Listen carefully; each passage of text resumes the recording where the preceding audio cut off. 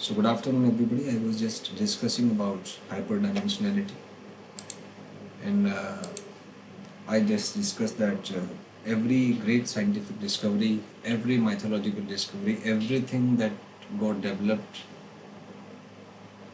which had a huge impact on human civilization has its roots in hyperdimensionality.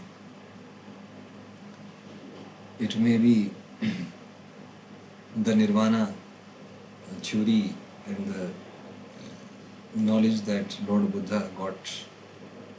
It is attributed to his many years of silent meditation, or maybe the unimaginable powers in Muhammad Paigambar Sahab, or maybe the mysterious powers of Jesus Christ, or maybe the mysterious powers of Ali.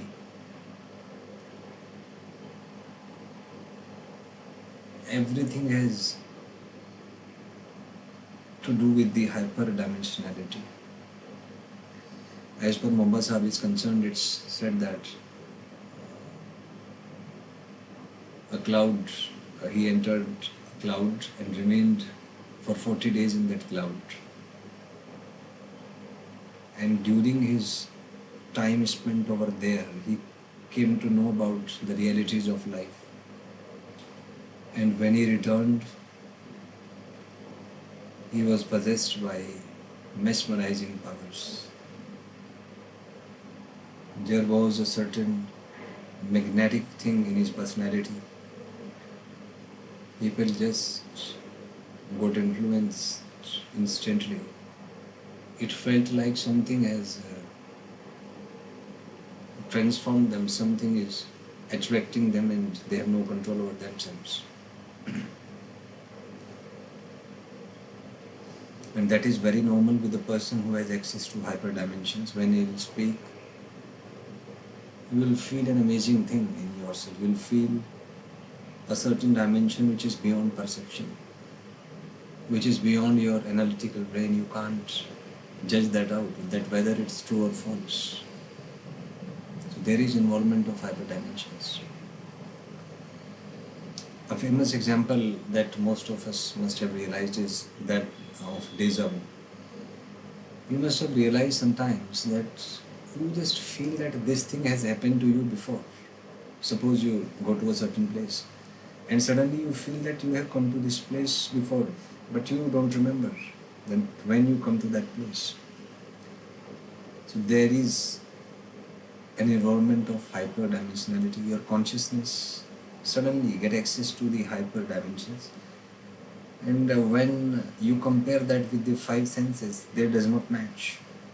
Although you know internally that you came over there some times ago, but your present is not able to explain that experiment.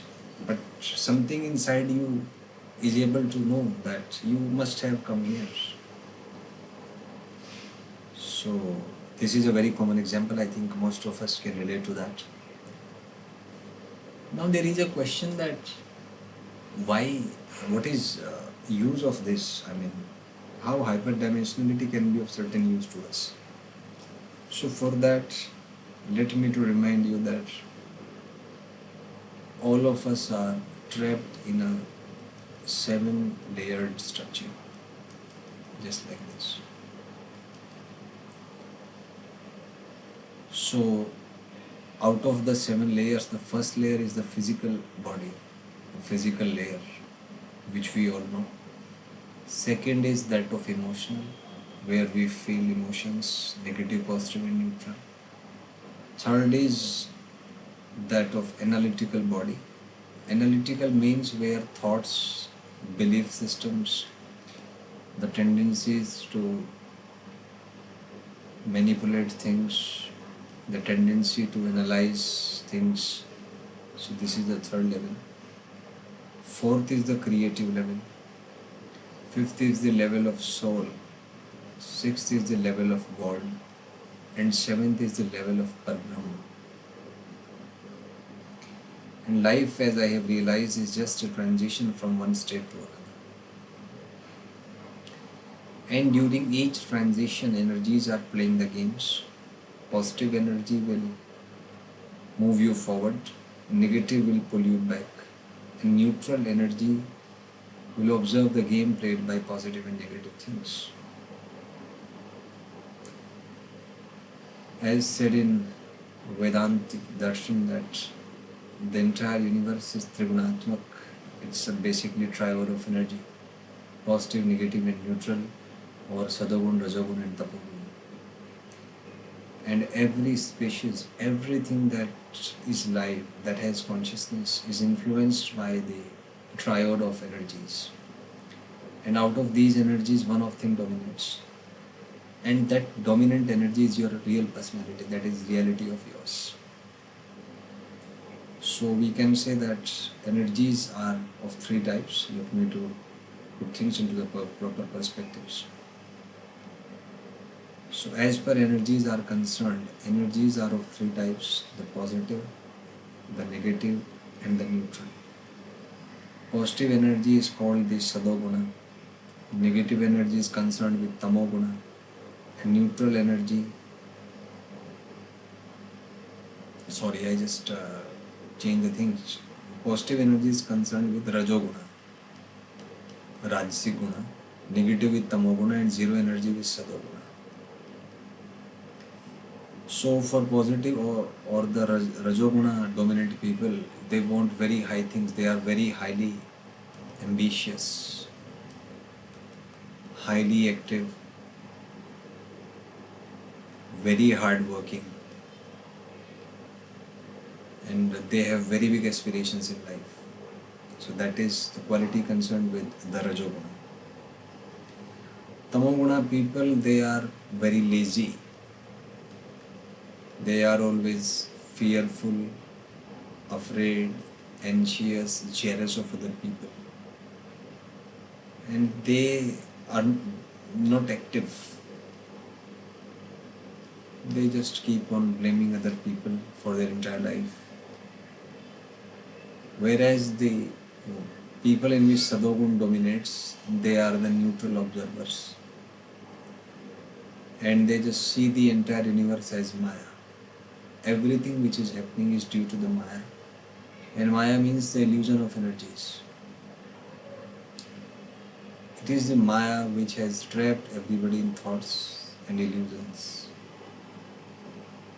And until and unless you are free of thoughts, you can't know the truth. There is a certain algorithm in which your consciousness is trapped. And however hard you try, you can't come out of that trap so easily.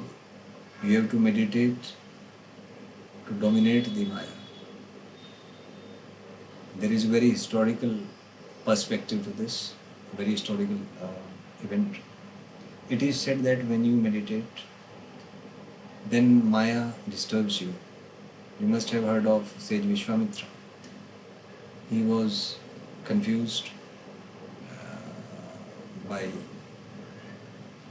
Menka, Urvashi, Rambha. He was well able to manage Urvashi and Rambha. He made them strong as per the theories are concerned. But Menka was able to disturb her, distract her. And he turned his focus from spiritual life to a general life, to a physical life. He married her and had children. Then one day he came to know about all this thing.